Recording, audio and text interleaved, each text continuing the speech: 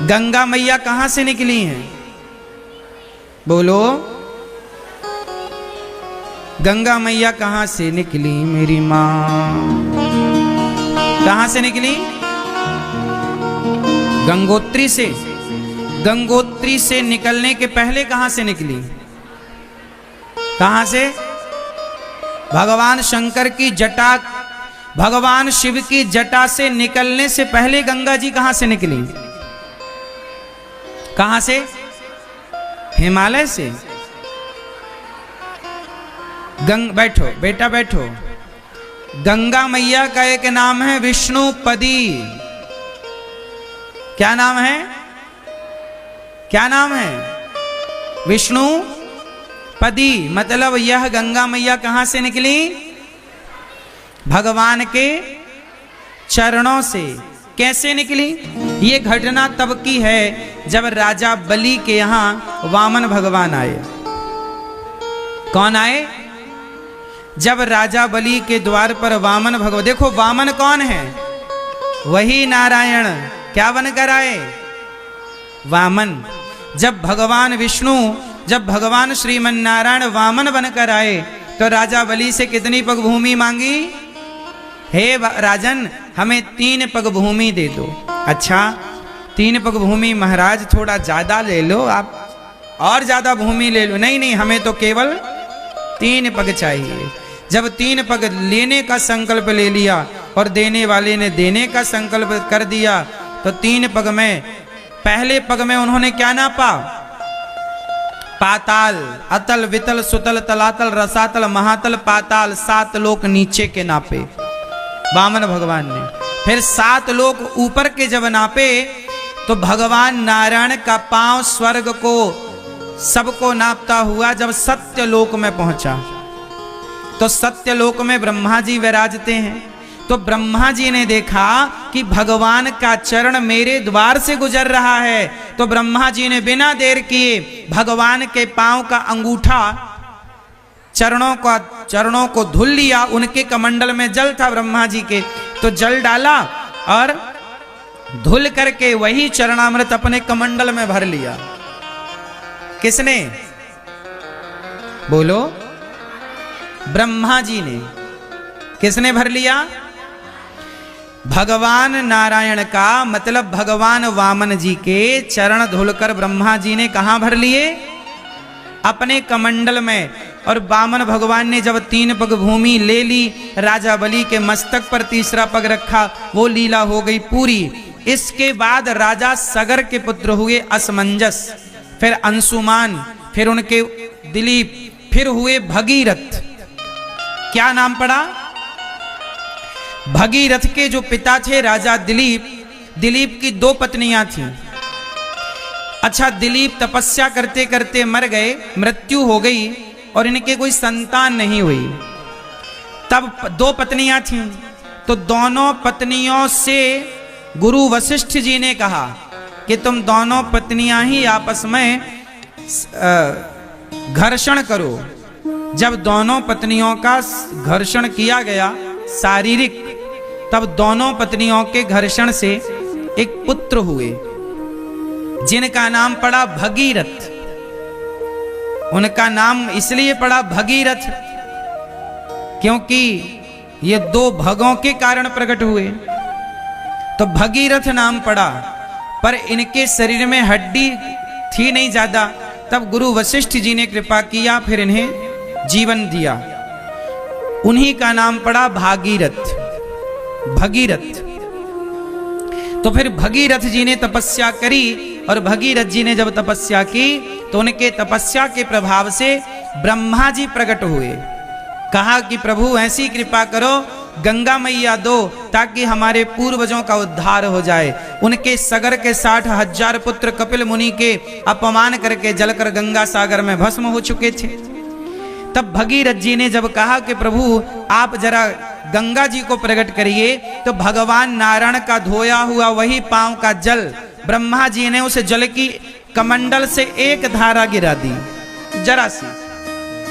पर वो धारा इतनी तेज से आई कि वो पाताल में चली जाती। तब गंगा मैया ने कहा कि हमारा वेग पृथ्वी सह ना पाएगी, तो पृथ्वी ना सह पाएगी, तो शिव को प्रकट करके कहो कि वो हमारे तेज को सहें।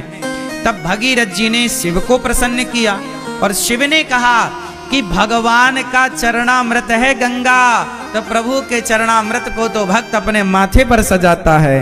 तो गंगा मैया को भगवान शिव ने अपने माथे पर सजाया और वही वेग से जब शिव जी की जटाओं में गई, फिर शिव जी ने उन्हें धीरे से छोड़ा। और जब धीरे से छोड़ा तो गंगा मैया को हरिद्वार के ऊपर एक साधु रहते थे जिनका नाम था जन्हू ऋषि। क्या नाम था? जन्हू ऋषि।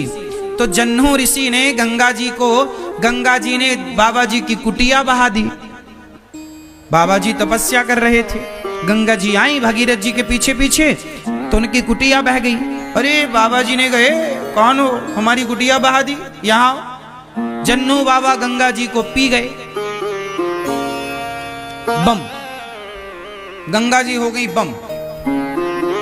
अब भगीरथ जी बोले हे भगवान, ब्रह्मा जी को प्रकट किया, शिव को प्रकट किया और बाबा जी पी गए, पूरी गंगा पी गए। हे महाराज, हमारे पूर्वजों का उद्धार कैसे होगा, थोड़ा कृपा करो। तब जन्हू ऋषि ने अपनी जांघ से गंगा जी को प्रकट किया, इसलिए गंगा जी का एक नाम है जाह्नवी। गंगा मैया का एक नाम क्या है? जाह्नवी। फिर गंगा मैया वहां से चली तो आगे 7 हरिद्वार के ऊपर ना 7 बाबाओं की कुटिया थी, सप्त ऋषियों की। तो गंगा जी को लगा कि एक बाबा की कुटिया बहाए तो पी गए, यहां 7 साधु हैं, यदि बहा देंगे तो फिर तो निकलेंगे भी नहीं। तो गंगा मैया ने 7 संतों की कुटिया को बचाते हुए आगे बढ़ी, तो गंगा मैया की 7 धाराएं हो गईं। तो हरिद्वार के ऊपर गंगा मैया की कितनी धाराएं हैं? 7 धारा है। वो 7 ऋषियों को बचाने के कारण हो गई। फिर वही गंगा मैया जब चली तो चलती चलती चलती चलती जब वो प्रयाग पहुंची, तो गंगा मैया के सामने प्रयाग में भी एक संकट आकर खड़ा हो गया। प्रयाग में गंगा मैया आगे नहीं बढ़ी, गंगा मैया हाथ जोड़ के खड़ी हो गई। किसके सामने? बोलो बोलो, यमुना मैया के सामने। क्यों? क्योंकि यमुना मैया कौन है भगवान की? जोर से, जोर से। यमुना मैया है भगवान की पत्नी। भगवान कृष्ण की चौथी कौन है? यमुना मैया भगवान कृष्ण की चतुर्थ पटरानी है। यमुना मैया कौन है? विरजा नदी, बैकुंठ में एक नदी है विरजा, वही विरजा महारानी भगवान कृष्ण की लीला के समय यमुना महारानी बनकर प्रकट हुई और भगवान श्री कृष्ण की पत्नी है यमुना। यमुना मैया कौन है भगवान की? जोर से। अच्छा, यमुना मैया प्रयाग से पहले से जा रही थी, पहले से बह रही थी। तो प्रयागराज जी में जब यमुना महारानी का दर्शन हुआ तो गंगा मैया हाथ जोड़ के खड़ी हो गई। अच्छा, गंगा मैया है भगवान की दासी, भगवान के चरणों से निकली हैं, तो दासी है गंगा मैया और पत्नी है यमुना मैया। तो भाई दासी तो पत्नी का सम्मान करेगी। तो गंगा मैया हाथ जोड़ के खड़ी हो गई, हे मां आप आज्ञा करिए मैं कहां जाऊं। तब यमुना मैया ने कहा गंगा आ मेरे गले से लग जा। तब गंगा मैया को यमुना जी ने अपने गले से लगाया और गंगा मैया ने कहा, यमुना मैया ने कहा बहन आज से आगे की यात्रा अब तू करेगी, आगे तेरे नाम से जाना जाएगा, मैं अपनी यात्रा यहीं पूरी करती हूं। तो यमुना मैया की यात्रा प्रयाग में पूरी हुई और यहां से आगे किसकी यात्रा चालू हुई? यमुना मैया की आज्ञा से चालू हुई। किनकी आज्ञा से चालू हुई? हाँ, यमुना मैया की आज्ञा से चालू हुई। यहां एक तीसरी नदी भी है जो जब मां अपने बेटी के बालों में चोटी करती है, क्यों मैया आप लोग बालों की चोटी करती हो ना अपनी बेटी की या अपने पोती की, बहन की, तो चोटी करते समय कितने धाराएं निकालती हो बालों की? 3। जब बालों की 3 धाराएं निकालती हो और जब चोटी पूरी होती है तो दिखती कितनी धारा है? कितनी दिखती हैं? नहीं, चोटी तो एक दिखती है, लेकिन चोटी में ना वो दो दिखती हैं। कितने ध्यान से देखना, किसी की चोटी उटी हुई? अब आप कल चोटी भी नहीं करते लोग, समस्या ये। चोटी में 3 धाराएं हैं, तीनों को जब मैया ऐसे ऐसे गूंथती है, ऐसे ऐसे, तो उसमें दिखती कितनी है? दिखती 2 हैं पर होती 3 है। उसी तरह ये गंगा मैया को भी त्रिवेणी कहते हैं, त्रिवेणी संगम। यहाँ गंगा यमुना की 2 धाराएं तो दिखती हैं, पर चोटी में जैसे तीसरी होती तो है पर दिखाई नहीं पड़ती, ऐसे यहाँ पर माँ सरस्वती विराजमान तो हैं, पर हम सबकी नजर से परे हैं। उन्हें कोई ऋषि हो, कोई संत हो, कोई तपस्वी हो, तो वो उनका दर्शन करें।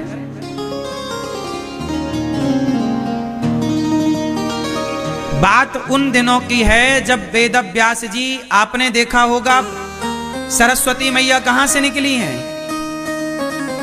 बोलो। बद्रीनाथ जी, वहां पर एक गुफा है, व्यास गुफा। कौन गुफा? जहां पर वेद व्यास जी ने बैठकर 18 पुराणों की रचना की। वहां पर सरस्वती माँ बहती हैं और अच्छी बहती हैं। दास अनिरुद्ध ने भी दर्शन किया, आप में से बहुत लोगों ने दर्शन भी किया होगा। तो एक बार क्या हुआ कि सरस्वती माता, उनकी जो झलकोर थी, जो बहाव था और हिचकोले मार रही थी, तो व्यास जी कुछ लिख रहे थे, तो बार बार सरस्वती माता हिचकोलों से जल उनके ऊपर फेंक रही थी। तो व्यास जी ने कहा है, सरस्वती थोड़ा शांत रहो, मैं लेखन कर रहा हूं, तुम शोर कर रही हो, थोड़ा शांत रहो। अच्छा, वहां मैया का बड़ा शोर भी था आगे। तो पर सरस्वती माँ को पता नहीं क्या सूझा, वो लीला थी। सरस्वती माता हिचकोले मारती रही, हिलकोरे मारती रही और शोर बना रहा।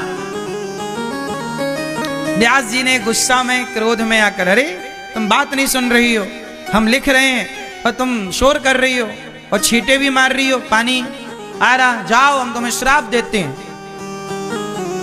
तुम अंदर चली जाओ जमीन के अंदर, तुम ऊपर ऊपर नहीं, अब अंदर अंदर रहना। तो व्यास जी के कारण सरस्वती माँ, फिर वहां से थोड़ी दर्शन होता है उनका, थोड़ा सा दर्शन होता है और उसके बाद से फिर वो धारा ऊपर की जगह हम सभी लोगों को बहुत ही उत्तम नीचे से चल पड़ती हैं और वही धारा प्रयागराज जी पहुंचती हैं और यहाँ संगम होता है। अवश्य ग्रहण करेंगे और अपने जीवन को, इसलिए प्रयाग में कितने अक्षर हैं मित्रों? अगर आपको यह शिक्षा पसंद आई हो तो वीडियो को लाइक करें और प्रा मतलब छिपी हुई, शेयर भी करें। प्रा मतलब पृथ्वी के नीचे महाराज जी की इस छिपी हुई कौन से शिक्षा लेकर सरस्वती प्रा सुखी बना सके। या से यमुना, आपने अभी तक हमारे चैनल को सब्सक्राइब नहीं किया है तो हमारे चैनल को तुरंत सब्सक्राइब भी कर लें। 3 अक्षर हैं और तीनों अक्षर तीनों नदियों का प्रमाण दे रहे हैं। प्रयाग, प्रा मतलब पृथ्वी पर छिपी हुई, तो कल फिर किसी पृथ्वी पर छिपी हुई आप लोग के माता सरस्वती, प्रा या मतलब यमुना, गा मतलब हाँ। अब देखो यहाँ पर तीनों का क्रम देखिएगा, पहले कौन है? पहले है सरस्वती, इसलिए प्रा। फिर दूसरे नंबर पर हैं यहाँ यमुना जी, या प्रा या।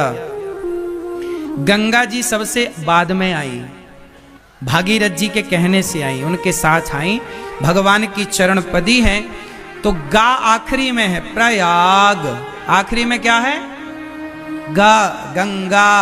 तो यहाँ पर माँ भगवती यमुना जी ने गंगा मैया को अपने गले से लगाकर उन्हें सम्मानित किया, उनका मान बढ़ाया। ऐसे धाम में हम लोग बैठे हैं जहां गंगा, यमुना और मां सरस्वती का संगम है। देखिए, इसी संगम में आज हमारा और आपका भी संगम हुआ, मिलन हुआ। बोलिए प्रयागराज की, गंगा मैया की, यमुना मैया की, सरस्वती मैया की। ये है कथाएं तो अनंत हैं, क्या क्या हम आपको सुनाएं, क्या क्या हम आपसे कहें। तो प्रयागराज जी की बड़ी उत्कृष्ट महिमा है, बड़ी श्रेष्ठ महिमा है। कहा जाता है कि एक माह को यहाँ कल्प मास कहते हैं। क्या बोलते हैं?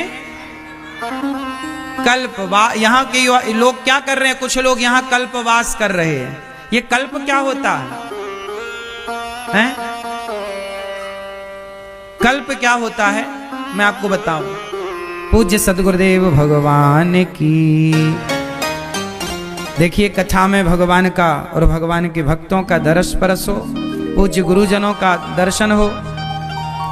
श्रीमद् जगत गुरु श्री रामानुजाचार्य स्वामी श्री घनश्यामाचार्य जी महाराज जी के श्री चरणों में दास अनिरुद्ध का कोटि कोटि नमन। कुछ दिन पहले पूज्य महाराज जी वृंदावन गौरी गोपाल आए और उन्होंने कहा कि प्रयाग में आप आओ, और इन्हीं की वाणी में मां सरस्वती बैठी और दास को प्रयाग आने का अवसर मिला। हमारे भैया ऋषि भैया भी आए हैं, बहुत बहुत स्वागत आपके चरणों में दास का कोटि कोटि वंदन नमन।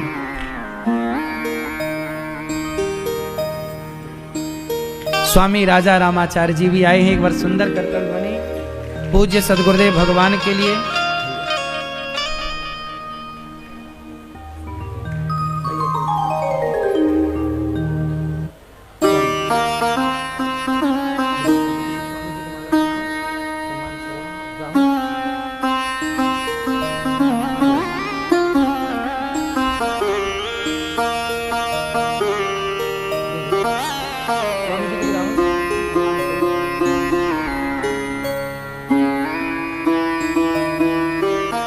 पूज्य महाराज जी श्रीमद् जगत गुरु रामानुजाचार्य स्वामी श्री घनश्यामाचार्य जी महाराज जी हम सबके मध्य में दर्शन देने के लिए उपस्थित हैं। दास अनिरुद्ध का पूज्य महाराज जी के चरणों में कोटि कोटि नमन, कोटि कोटि वंदन। आपका बहुत बहुत अभिनंदन, स्वागत।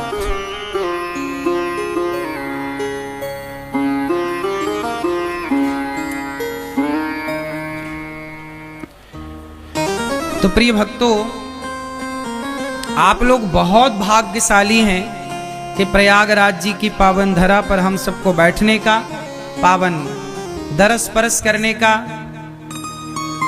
हम सबको लाभ मिला।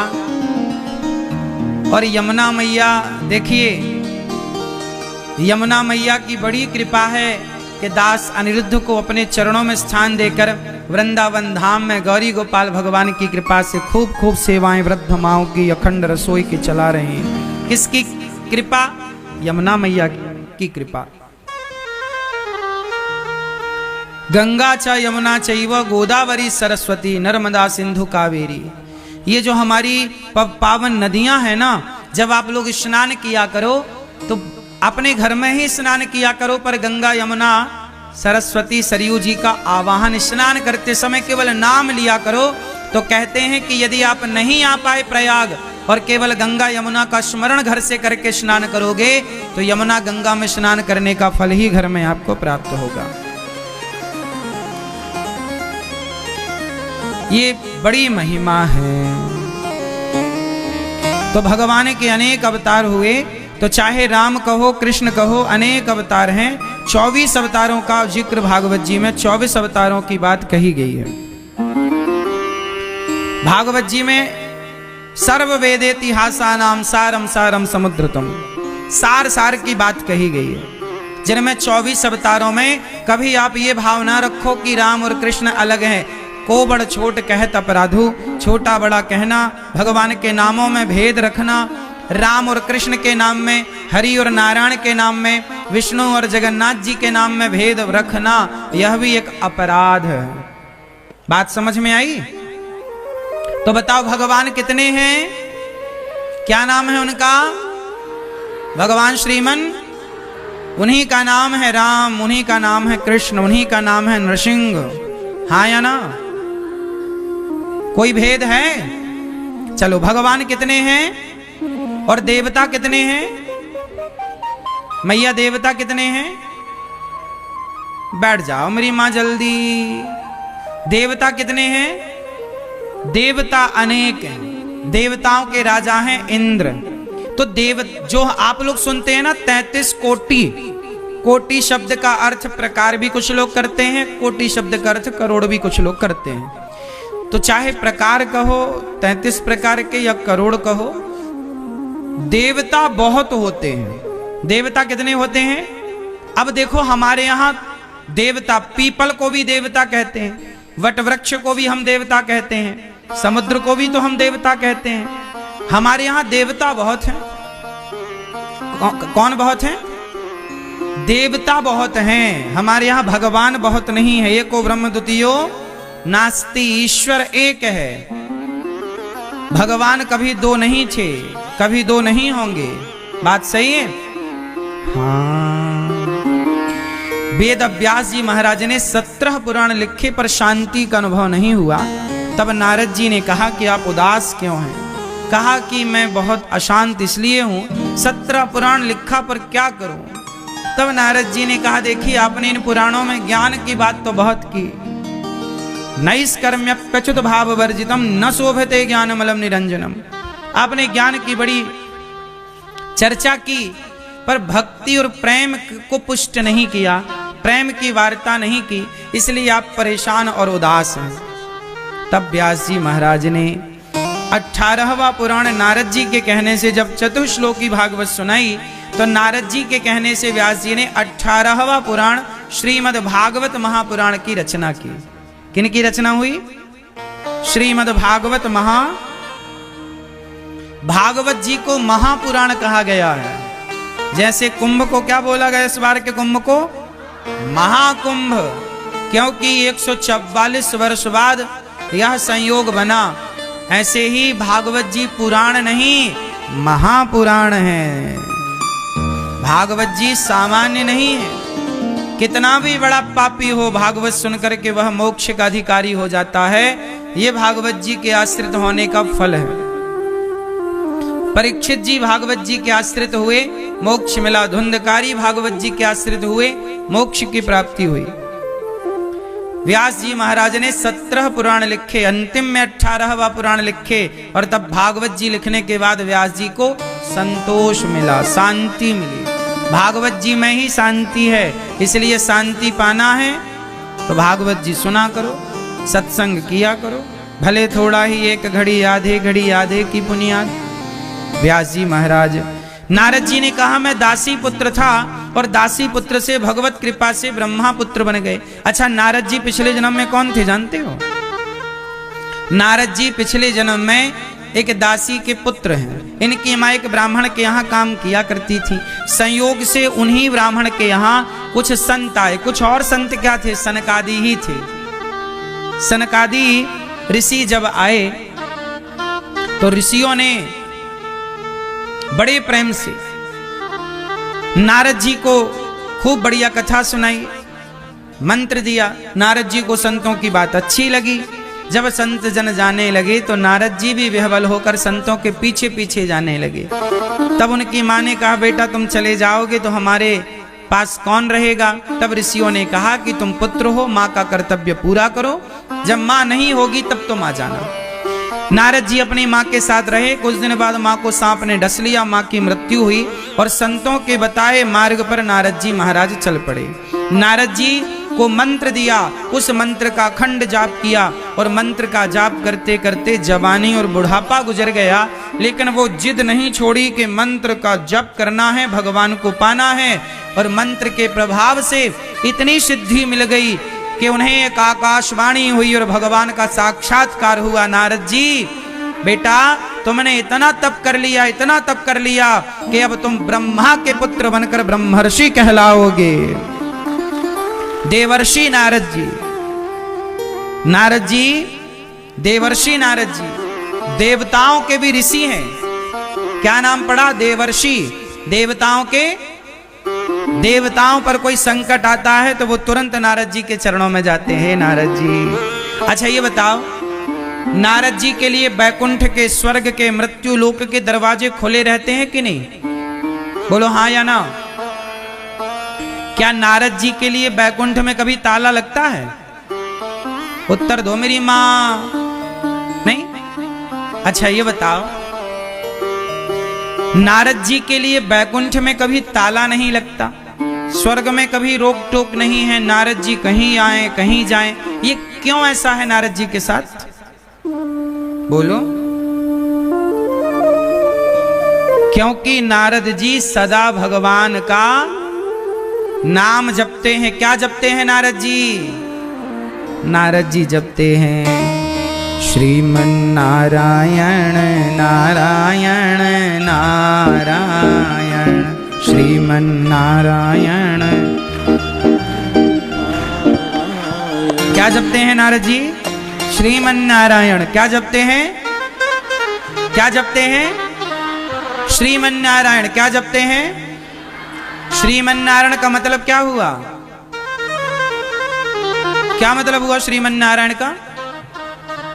हाँ, श्री मतलब, श्री मतलब, श्री मतलब, श्री मतलब लक्ष्मी, श्री मतलब सीता।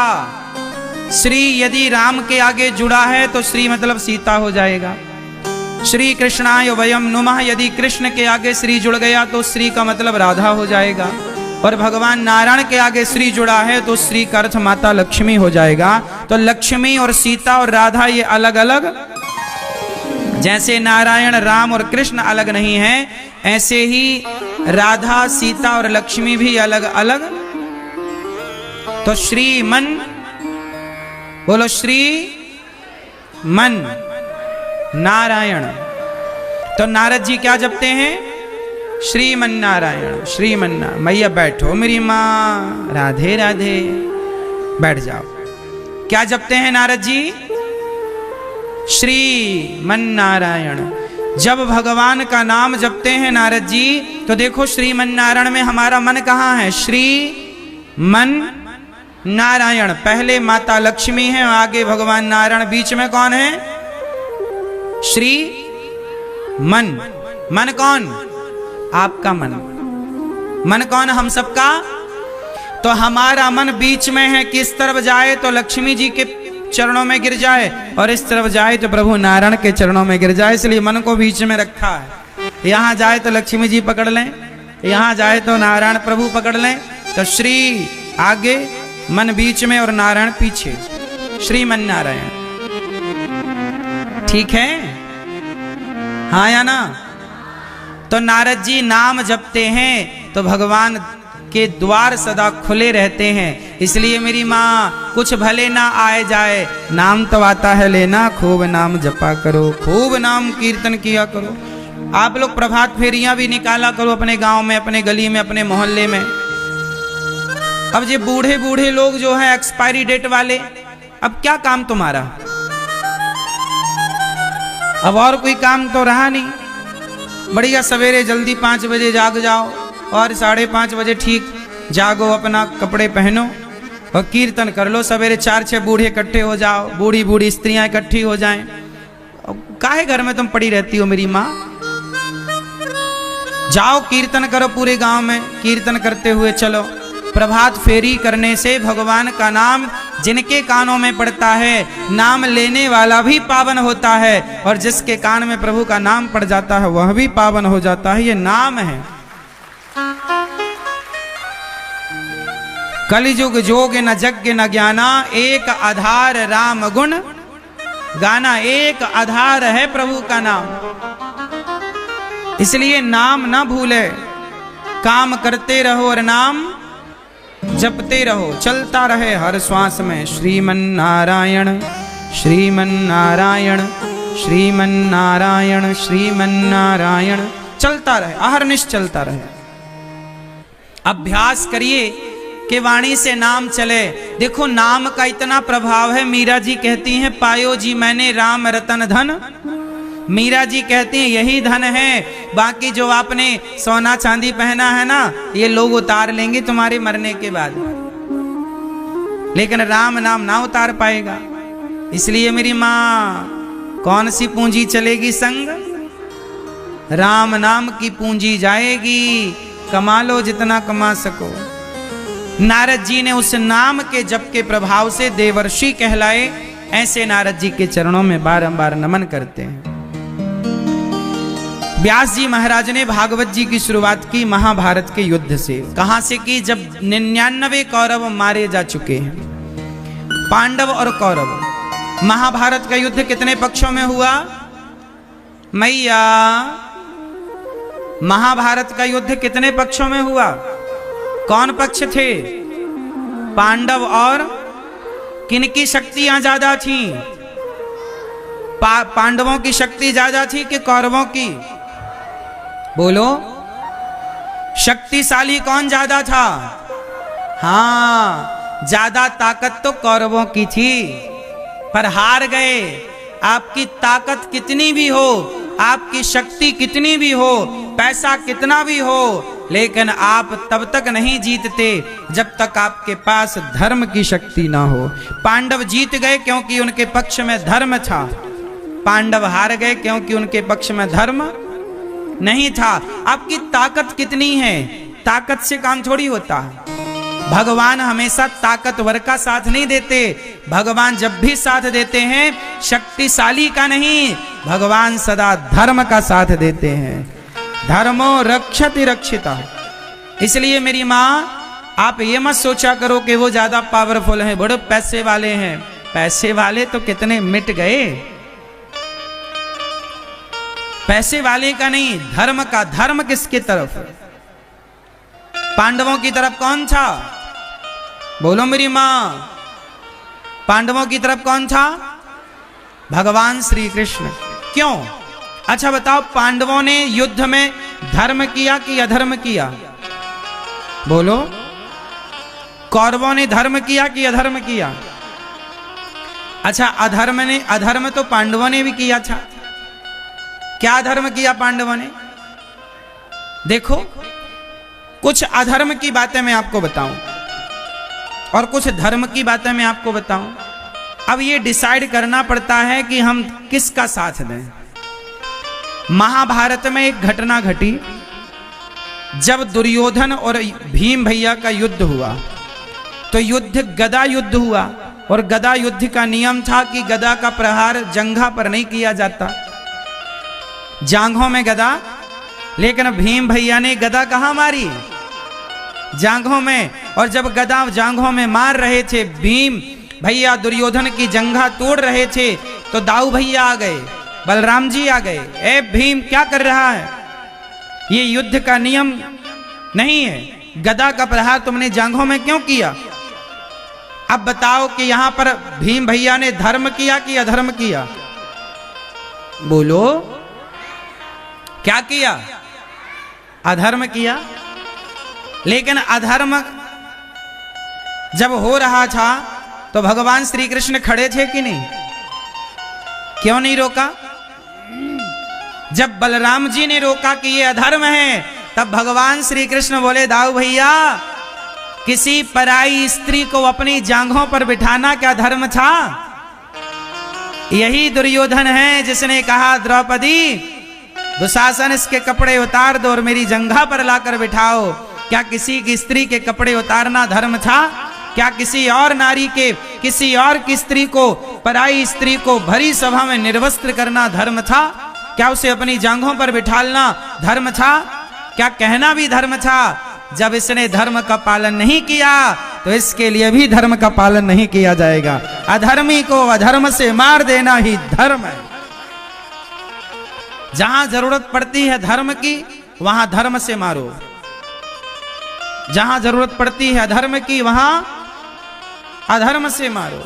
भगवान श्री कृष्ण का यही फंडा है।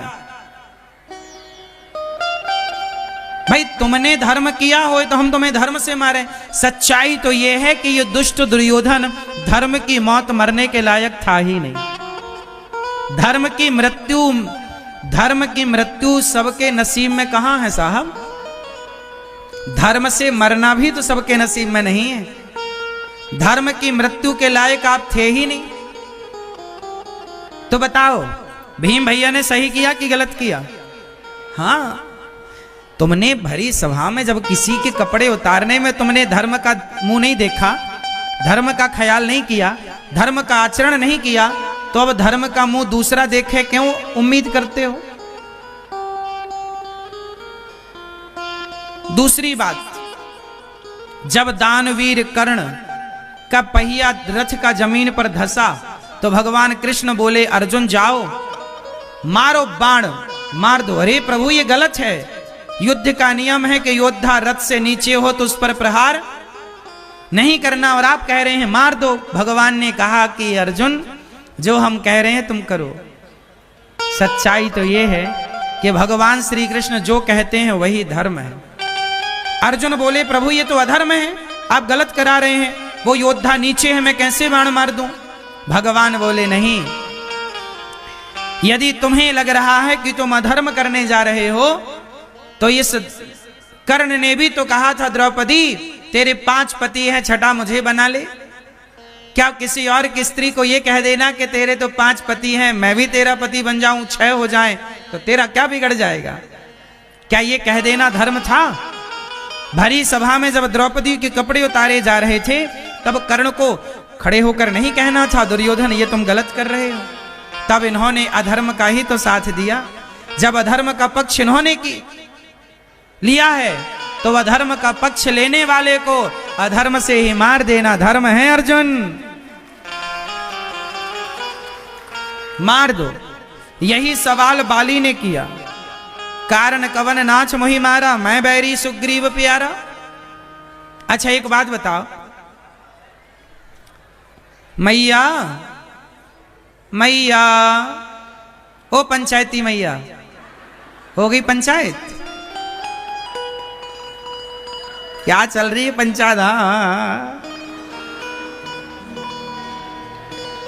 सुनो, अच्छा एक बात बताओ, भगवान राम पर एक आरोप लगता है कि राम जी ने बाली को छिप करके क्यों मारा? लगता है कि नहीं? राम जी पर आरोप क्या लगता है कि राम जी ने बाली को छिप करके क्यों मारा? जानते हो छिप के क्यों मारा? आज मैं पूरी स्थिति आपको समझाऊं कि राम जी ने बाली को छिप करके ही क्यों मारा। ये बहुत उलझी हुई गुत्थी है, आज इसे कुछ सुलझाने का प्रयास करेंगे। सुनो, सबसे पहले आपको यह जानना होगा कि राम जी और सुग्रीव की मित्रता हुई। जब पहली बार हनुमान जी राम जी को सुग्रीव के पास लेकर आए, अग्नि की साक्षी करा के हनुमान जी ने सुग्रीव और राम की मित्रता कराई। सुग्रीव और राम कौन हो गए?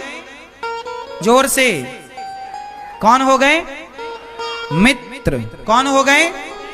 सखा, मित्र हो गए। जो न मित्र दुख होहि दुखारी, तिनहि बिलोकत पातक भारी। राम जी ने कहा सुग्रीव मित्र, अब तुम हमारे मित्र हो, ये बताओ कि तुम इस जंगल में इस पर्वत पर क्यों रहते हो? तुम्हारी पत्नी तुम्हारा परिवार कहाँ है? तब सुग्रीव ने कहा कि प्रभु मेरा एक भाई है, बाली उसका नाम है, एक मैं नाम का दानव आता है और मेरे भाई को युद्ध की चुनौती देता है। मैं अपने भाई के साथ चला, मेरा भाई और वह मैं दानव दोनों एक गुफा में घुस जाते हैं और मेरा भाई बोला कि सुग्रीव 15 दिन तक यदि मैं ना आऊं तो समझ लेना कि मैं अब नहीं आऊंगा। बाली उस गुफा में घुस गया, मैं दानव से युद्ध करते करते लगभग महीना बीत गया। तब सुग्रीव को लगा कि भैया ने बोला था 15 दिन इंतजार करना, पर सुग्रीव ने 1 माह तक इंतजार किया। जब बाली नहीं आया तो सुग्रीव को लगा कि बाली मर गया। गुफा का मुंह बंद करके सुग्रीव शिला रख करके आए तो उनके लोगों ने, मंत्री संतरियों ने सुग्रीव को राज सिंहासन पर बिठाया और जैसे ही सुग्रीव राजा बनकर बैठे कि तभी बाली आ गया और बाली को लगा अच्छा तू मुझे मरवा करके मेरी सत्ता लेना चाहता है। सुग्रीव की एक बात ना सुनी बाली ने और मारना स्टार्ट कर दिया। मारता गया, प्राण निकल जाएंगे सुग्रीव के, इतना मारा, सुग्रीव प्राण बचाकर भागा। ऋष्यमुख पर्वत पर जाकर सुग्रीव चढ़े, वहां श्राप के कारण बाली आया नहीं करता था। अब राम जी ने कहा अच्छा तो तुम्हारे भाई ने तुम्हें मार दिया, मारा। अच्छा ये बताओ गलती किसकी थी, बाली की थी कि सुग्रीव की थी? जोर से, किसकी गलती थी? क्या गलती थी बाली की? बाली ने कहा था कि तुम 15 दिन इंतजार करना, और सुग्रीव ने कितने दिन इंतजार किया? 1 माह। हाँ, किया ना इंतजार। तो सुग्रीव और बाली को एक बार आपस में बैठ करके विचार नहीं करना चाहिए? देखो लड़ाइयां क्यों होती हैं? जब बड़ा भाई छोटे की सुनता ही नहीं है और छोटा बड़े की सुनता ही नहीं है तो लड़ाइयां होती हैं। इसलिए कहता हूं आपसी मतभेद मनभेद हो तो आपस में एक बार बैठकर सुलझाने का प्रयास तो करो भैया। बाली को एक बार सुग्रीव के पास बैठकर बोलना तो था कि भैया इतनी भी जल्दी क्या थी कि तू राजा बन गया? वो बताता कि मैं नहीं बना, लोगों ने जबरदस्ती बिठा दिया। लेकिन बाली ने एक बार भी सुग्रीव की बात नहीं सुनी। याद रखना, झगड़े तब होते हैं जब आप सामने वाले को बोलने का मौका नहीं देते। और लड़ाइयों में अक्सर ये होता है कि आदमी अपना ही अपना बोलता है, सामने वाले को बोलने का मौका, इसी चक्कर में लड़ाइयां होती हैं। चलो फिर क्या हुआ? बाली चला गया और सुग्रीव पर्वत पर रहने लग गए। पत्नी जो सुग्रीव की थी वो भी अब बाली के पास थी। अब राम जी ने कहा कि ये तो बाली ने बड़ा गलत किया, तुम्हारा पक्ष सुने बिना तुम्हें निकाल दिया, और तुम्हारी पत्नी भी वापस नहीं की कि चल भाई तू चला गया तो अपनी पत्नी लेके जा। पत्नी भी कब्जा कर ली। तब राम जी को गुस्सा आया और राम जी ने प्रतिज्ञा ली, सुनो सुग्रीव, मित्र से कहा, सुनो सुग्रीव मारी हूं बाल ही एक ही बाण, ब्रह्म रुद्र शरणागत गए न उबरी ही प्राण। हे सुग्रीव अब मैं प्रतिज्ञा लेता हूं, बहुत ध्यान से सुनना। राम क्या ले रहे हैं? जोर से क्या ले रहे हैं? प्रतिज्ञा। कौन सी प्रतिज्ञा ले रहे हैं? बाली को एक ही बाण से मारूंगा। सुनो सुग्रीव मारी हूं बाल ही एक ही, एक बाण से मैं बाली को मारूंगा। और राम की प्रतिज्ञा 2 बार नहीं होती। राम जो कह देते हैं सो कह देते हैं। तो राम जी ने प्रतिज्ञा कर ली। किसको मारने की प्रतिज्ञा की? जोर से, मारूंगा। चलो ये होगी ना प्रतिज्ञा। अब आगे चलते हैं। फिर क्या हुआ? राम जी ने सुग्रीव को भेजा, जाओ ललकारो। सुग्रीव गया, बाली को ललकारा। युद्ध के लिए बाली आया और सुग्रीव और बाली की फिर लड़ाई हुई। इस बार फिर सुग्रीव पिट करके आ गए। राम जी बोले, बाली सुग्रीव बोला, प्रभु हमें पता था आप नहीं मार पाओगे, देखो आपने नहीं मारा, उसने हमें खूब मारा। तब राम जी ने कहा, एक रूप तुम भ्राता दो ते ही भ्रम ते नहीं मारे सो। सुनो, तुम दोनों दिखने में एक से थे इसलिए मैंने नहीं मारा। अच्छा क्या भगवान को भी भ्रम हो सकता है? कदापि नहीं। पर भगवान को भ्रम किस बात का हुआ? जब सुग्रीव और बाली आपस में लड़ रहे थे तब राम अपने भैया भरत को याद करने लगे कि एक भाई मेरा है जो मेरे लिए अयोध्या का सिंहासन छोड़कर आ गया, और एक भाई ये है जो दोनों आपस में लड़ रहे हैं। तो राम जी को भ्रम हो गया कि मैं कहीं त्रेता युग में हूं कि कलयुग में चला गया। ये कलयुग तो नहीं आ गया कि भाई भाई आपस में इस तरह। तो ये भ्रम हो गया कि राम जी को लगा मैं कलयुग में तो नहीं आ गया। दूसरी बार राम जी ने अपनी माला पहनाई और सुग्रीव युद्ध कर रहे थे बाली से। राम जी ने एक बाण मारा।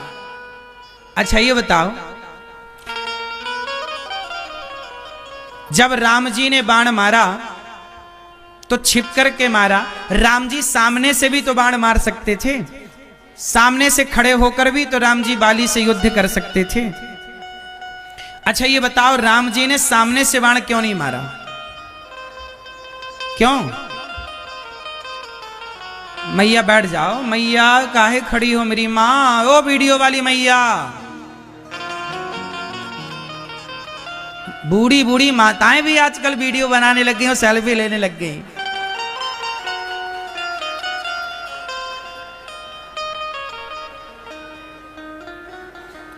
ये रोग मैयाओं को भी लग गया।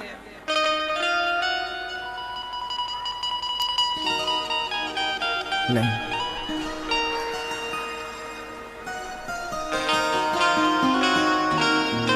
सुनो, एक बात बताओ मेरी मां,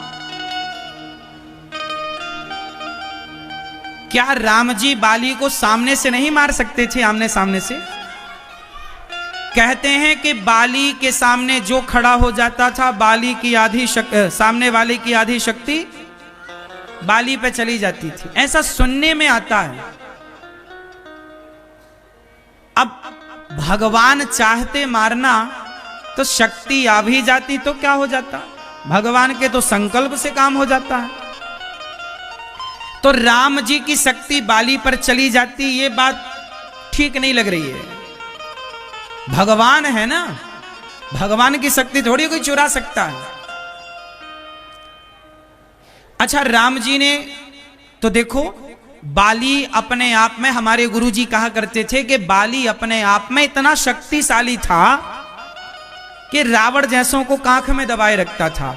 उसे किसी की आधी शक्ति लेने की जरूरत नहीं पड़ती थी। ये तो सुनी गई बातों से ये बात चल पड़ी कि बाली के पास ऐसी कोई वरदान था कि सामने वाले की ताकत आ जाए। ऐसा कहीं लिखा हुआ ये दास ने तो नहीं पाया, कहीं लिखा हो तो अलग विषय है। तो बात समझने की ये है कि राम जी की शक्ति आ भी जाती तो बाली तब भी मर जाता, क्योंकि राम जी देखो, हिरण्याक्ष ने कितना वरदान मांग रखा था, हिरण्यकश्यपु ने, ना दिन को मरू ना रात के मरू, ना ऐसे अस्त्र से मरू ना शस्त्र से मरू, ना ऊपर मरू ना नीचे, ना 12 महीने में किसी महीने नहीं मरू, फिर भी भगवान नरसिंह ने मारा कि नहीं? तो भगवान के आगे चतुराई किसकी चलती है? तो बाली की चतुराई चल नहीं सकती थी। राम चाहते तो सामने से मार देते। अच्छा, राम जी के सामने एक समस्या थी।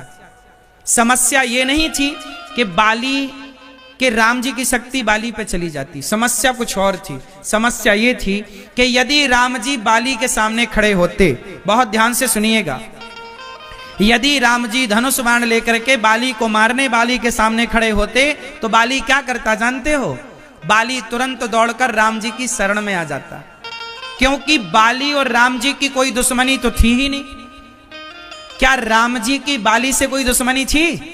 कोई विवाद था? एक दूसरे को जानते भी नहीं थे, पहली बार मिलना हो रहा है। जब राम जी की बाली से कोई दुश्मनी थी नहीं, बाली की दुश्मनी राम से नहीं है, तो बाली राम जी के चरण में चला जाता, प्रभु आप मुझे क्यों मार रहे हैं, मैं तो आपका हूं। अच्छा, एक बात बताओ, यदि बाली राम जी की शरण में आ जाता तो क्या राम जी बाली को मारते? क्योंकि राम जी का दूसरा वचन है कि सन्मुख हो ही जीव मोहि जबहि, यदि प्राणी मेरे सन्मुख आ जाए तो वो कितना भी बड़ा पापी हो, कोटि विप्र बद लागहि जाहु, आए शरण तजिए नहीं ताहु। करोड़ों ब्राह्मणों की हत्या करने वाला पापी भी शरण में आ जाए तो राम जी कहते हैं कि मैं उसका त्याग, राम जी का दूसरा वचन है कि जो मेरी शरण में आता है मैं कभी उसका त्याग नहीं करता। यदि बाली राम जी की शरण में आ जाता तो फिर राम जी बाली को ना मारते, नहीं मारते ना, क्योंकि राम जी का वचन है कि शरण में आए हुए को मैं मारता नहीं हूं। अच्छा, एक बात बताओ, यदि बाली शरण में आ जाता राम जी की और राम जी उसे ना मारते तो फिर सुग्रीव को दिया गया वचन झूठा हो जाता कि नहीं? सुग्रीव को कौन सा वचन दे चुके हैं कि सुन सुग्रीव मारी हूं बाल ही एक ही बाण, मैं बाली को मारूंगा। यदि राम जी बाली को नहीं मारते, वो शरण में आ जाता, तो सुग्रीव क्या बोलता? अच्छा, राम जी ने हमें धोखा दे दिया, राम जी ने हमें। फिर सुग्रीव राम जी पर कौन सा आरोप लगाता कि इन्होंने तो मित्रता को कलंकित कर दिया, अपने मित्र को वचन दिया था मारूंगा और मारा नहीं, तो फिर मित्रता पे उंगली उड़ जाती। हाँ या ना? बात समझ में आ रही है? राम जी दोनों तरफ से अब फंस गए। यदि मारते हैं तो शरण में आए हुए को मार नहीं सकते, यदि बाली शरण में आता है तो, और नहीं मारते तो सुग्रीव कहेगा कि लो आपने वचन दिया था अपने मित्र को और देखो लगता है आपने बाली से हाथ इसलिए मिला लिया क्योंकि बाली ज्यादा शक्तिशाली है, आपकी पत्नी को ढूंढने में बाली ज्यादा मदद कर देगा। तो सुग्रीव सबसे ऐसा कहता तो कौन मुंह पकड़ता? इसलिए राम जी ने कहा कि भाई मैं बाली के सामने जाऊंगा ही नहीं तो शरण में आएगा नहीं, और शरण में आएगा नहीं तो फिर क्षमा नहीं करना पड़ेगा, इसलिए मार देता हूं ताकि जमाना ये तो पूछेगी कि राम ने छिप कर के क्यों मारा। अच्छा, अब राम जी पर 2 आरोप लगने वाले हैं। पहला आरोप कि राम जी ने छिप के क्यों मारा, जो कि लगा, और यदि सामने से मारते और बाली शरण में आता तो फिर राम जी पर आरोप लगता मित्र को धोखा देने का। अब मुझे आप बताइए कि दोनों आरोपों को मैं तराजू में रख रहा हूं। एक आरोप राम जी पर यह है कि मित्र को धोखा दिया, और दूसरा आरोप यह है कि छिपके क्यों मारा। यदि तराजू में दोनों आरोपों को रखकर तौला जाए तो बताइए किस आरोप का पलड़ा भारी होगा? बोलो, कौन सा आरोप भारी होगा? कलंक, मित्र को धोखा देने का पलड़ा। इसलिए राम जी को लगा कि जमाना मुझे मित्र को धोखा देने वाला ना कहे, पीछे से क्यों मारा, समाज पूछता रहेगा। मैं कह दूंगा कि मित्र की रक्षा के लिए यदि धोखे से पीछे से भी मारना पड़े तो मैं भक्त का पक्ष लेता हूं, मैं भक्त का पक्षधर हूं। भक्त के लिए आगे पीछे से जहां खड़े होकर मारना पड़े मैं मारूंगा। इसलिए ये आरोप बना है आज तक कि राम जी ने छिपके क्यों मारा। तो राम जी ने कहा यही आरोप तो लगाएंगे दुनिया वाले, छिपके क्यों मारा, तो लगाते रहना, क्योंकि अब आरोप तो दोनों तरफ से लगते, तो मित्र को धोखा दे नहीं सकते, इसलिए मित्र को धोखा दिया नहीं जाता। अच्छा, अब बाली ने पूछा कि आपने मुझे क्यों मारा, अनुज बधू भगनी सुतनारी। तब राम जी ने कहा कि अनुज बधू भगनी सुतनारी सुन सट कन्या समय चारी, इन्हीं को दृष्टि भी लोकें जोई, और ताही बधे कछु पाप ना होई। अच्छा, एक बात बताओ, बाली ने दुर्योधन को अधर्म से मारा, सुग्रीव, भीम भैया ने दुर्योधन को, भीम ने गदा कहां मारी, जांग में, तो भीम भैया ने दुर्योधन को कैसे मारा? अधर्म से। अर्जुन ने कर्ण को कैसे मारा? बोलो।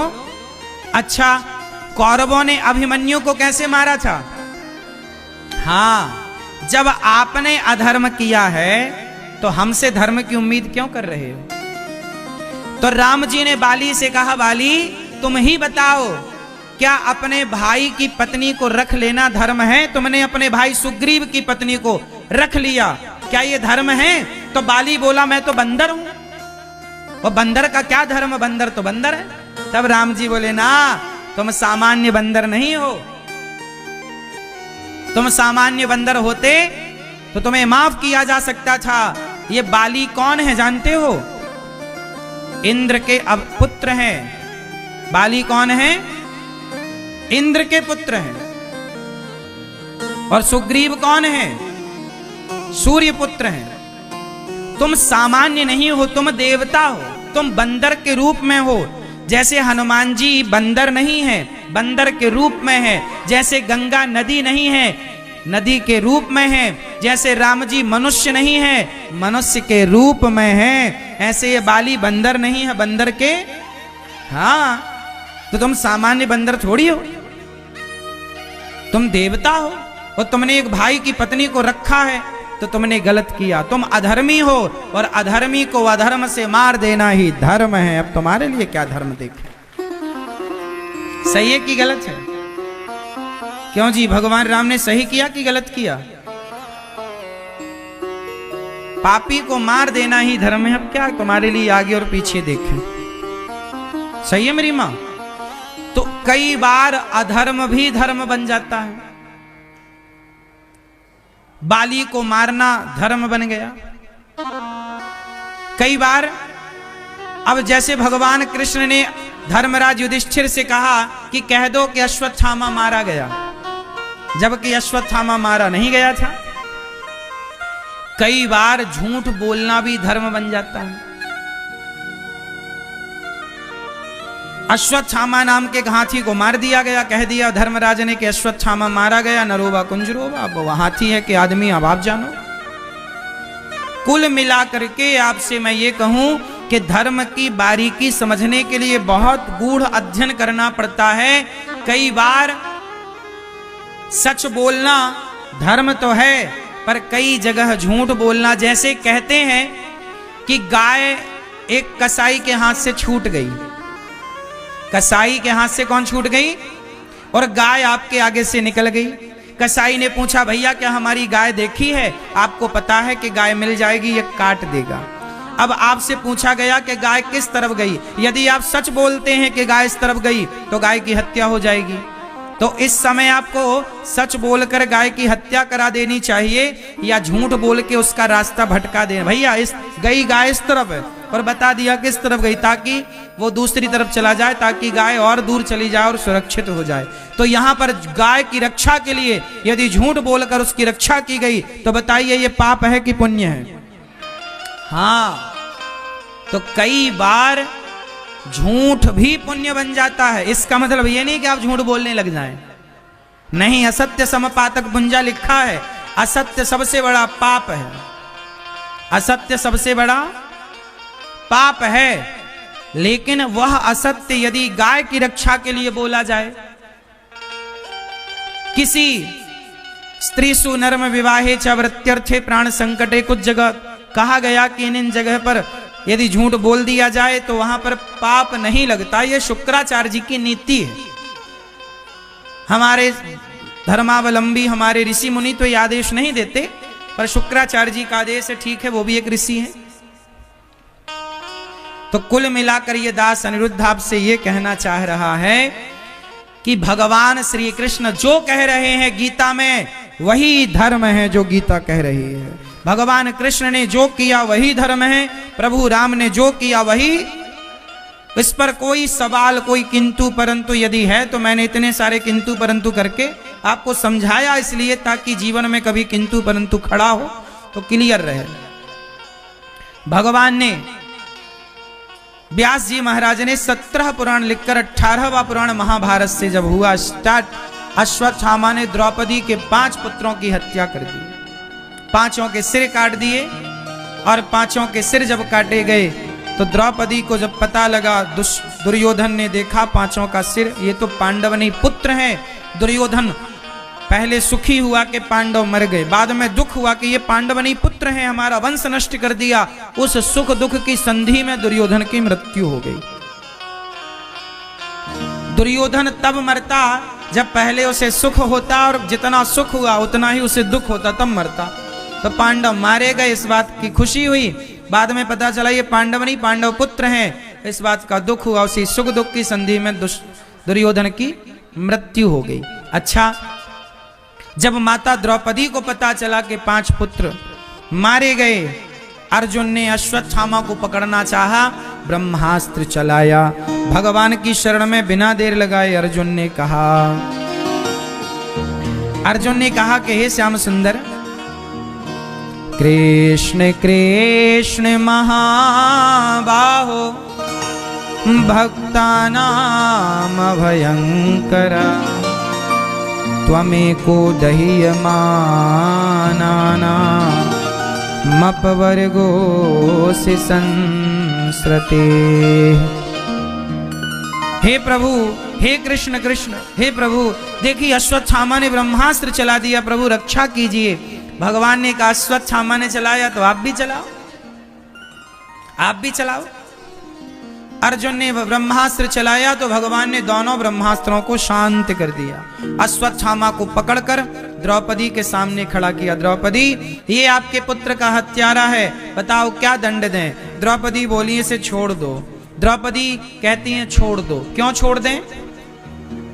क्योंकि ये गुरु पुत्र है, और गुरु पुत्र गुरु तुल्य होता है। आत्मा वही जायते पुत्र, गुरु पुत्र है तो गुरु पुत्र है, इसलिए इसे नहीं मारना चाहिए। तब भगवान से पूछा गया क्या करें? तब भगवान ने कहा ब्रह्म बंधुर्न हंतव्य आतताई बधारण मयैवो भयमाम नातम परिपायनुशासनम।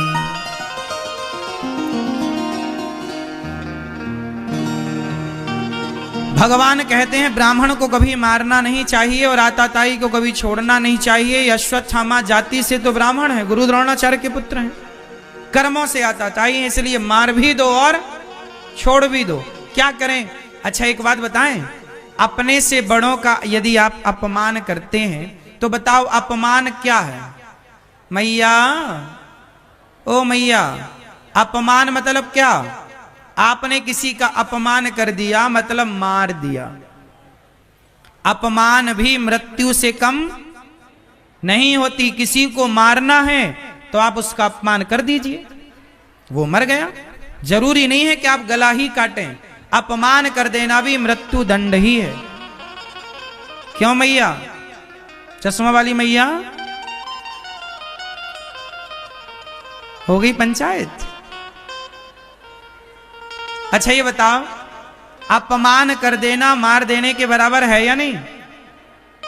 इसलिए कभी अपमान नहीं करना चाहिए अपने माता का, अपने पिता का, अपने गुरु का। अपने से बड़ों का कभी अपमान करने से बचो। अश्वत्थामा के सिर की मणि निकालकर और अश्वत्थामा को अपमानित करके निकाल दिया।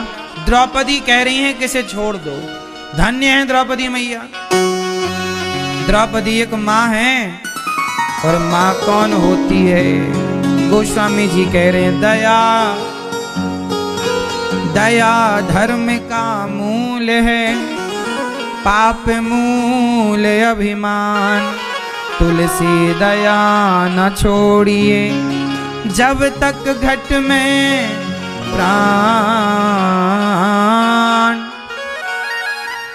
दया धर्म का मूल है, दया ही धर्म है। इसलिए मेरी माँ दया करो। क्या करो? क्या करो? द्रौपदी भगवान की बहन है। भगवान ऐसे ही थोड़ी बहन बना लेते हैं। द्रौपदी माँ के भीतर दया भरी पड़ी है। 5 बेटे मर गए द्रौपदी के, और कह रही हैं अश्वत्थामा को छोड़ दो। बताओ जरा, आपके बेटे का हत्यारा सामने खड़ा हो तो कौन छोड़े उसको? लेकिन द्रौपदी के अंदर दया। कहते ना, धीरज धर्म मित्र और नारी आपतकाल परखिए चारी। धीरज धर्म, धर्म की कसौटी जब हम कसते हैं तो धर्म की कसौटी में आप खरे उतरते हैं, ये कब पता लगेगा? आपतकाल। धर्म, आप धर्मात्मा हैं कि नहीं, कब पता लगेगा? जब विपत्ति आपतकाल आएगा। तो द्रौपदी के 5 पुत्र मर गए, और फिर भी वो हत्यारे को छोड़ने की कह रही हैं ऐसा। इसका मतलब उनके अंदर नेचुरल दया है। क्या है? आजकल के लोगों के अंदर ना दया नहीं है। आप में से कितने लोग दयावान हैं जिनके अंदर दया है? हाथ उठाओ। दया है? अच्छा है, हम आपको प्रणाम करते हैं। अच्छा, आप लोग अंडा वगैरह खाते हो? और मांस, मुर्गी, मछली? क्यों भैया आप खाती हो? अंडा, मछली, मुर्गी, बकरा, बकरी आप खाती हो मैया? अंडा? पीछे वाले टोपा वाले भैया अंडा खाते हो? हाँ दादाजी टोपा वाले खाते हो? मुर्गी भी खाते हो? केवल अंडा?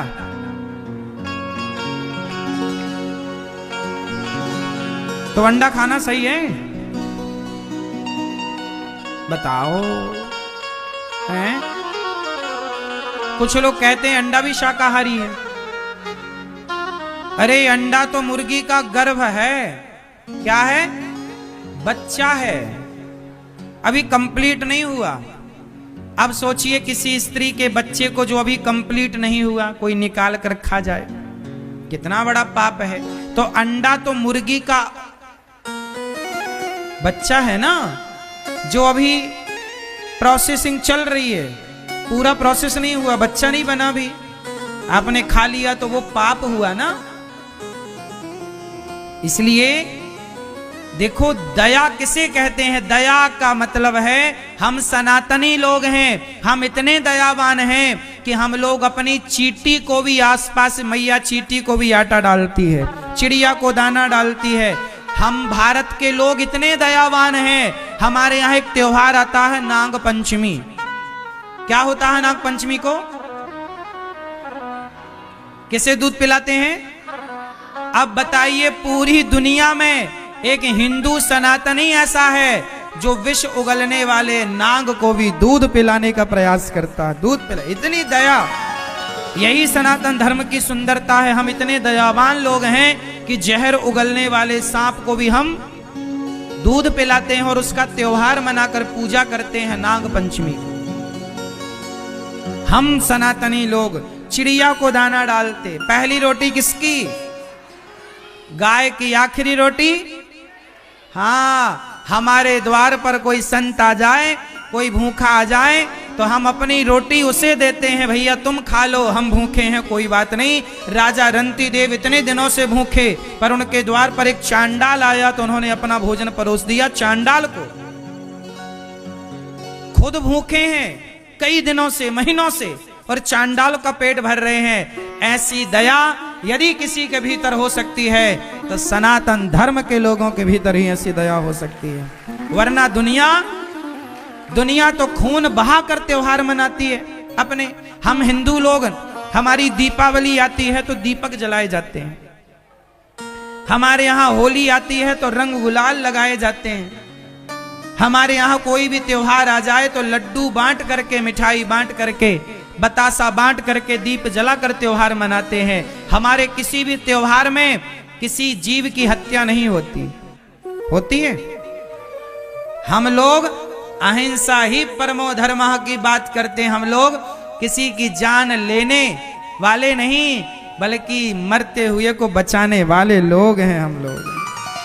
हम तो चींटी भी पेट भर के खाए तो चींटी को भी आटा डाला जाता है। ये सनातन धर्म की शोभा है। हम सनातनी लोग इतने धर्मात्मा थे ना, हमारे भीतर क्या है? दया। चींटी के लिए दया, सांप के लिए दया। आज पूज्य श्री अनिरुद्धाचार्य जी महाराज ने हम सभी लोगों को बहुत ही उत्तम एवं शिक्षाप्रद कथा सुनाई है। आशा करता हूं कि इस शिक्षाप्रद कथा से हम सभी लोग कुछ न कुछ शिक्षा अवश्य ग्रहण करेंगे और अपने जीवन को सुखी और सात्विक बनाने का प्रयास करेंगे। मित्रों, अगर आपको यह शिक्षाप्रद कथा पसंद आई हो तो वीडियो को लाइक करें और अधिक से अधिक लोगों को शेयर भी करें, जिससे और भी लोग महाराज जी की इस शिक्षाप्रद कथा से शिक्षा लेकर अपने जीवन को सुखी बना सकें। मित्रों, अगर आपने अभी तक हमारे चैनल को सब्सक्राइब नहीं किया है तो हमारे चैनल को तुरंत सब्सक्राइब भी कर लें, जिससे आपको नोटिफिकेशन के माध्यम से महाराज जी के शिक्षाप्रद कथा तुरंत प्राप्त हो सकें। मित्रों, तो कल फिर किसी शिक्षाप्रद कथा के साथ आप लोगों के समक्ष प्रस्तुत होंगे। तब तक के लिए जय श्री राधे।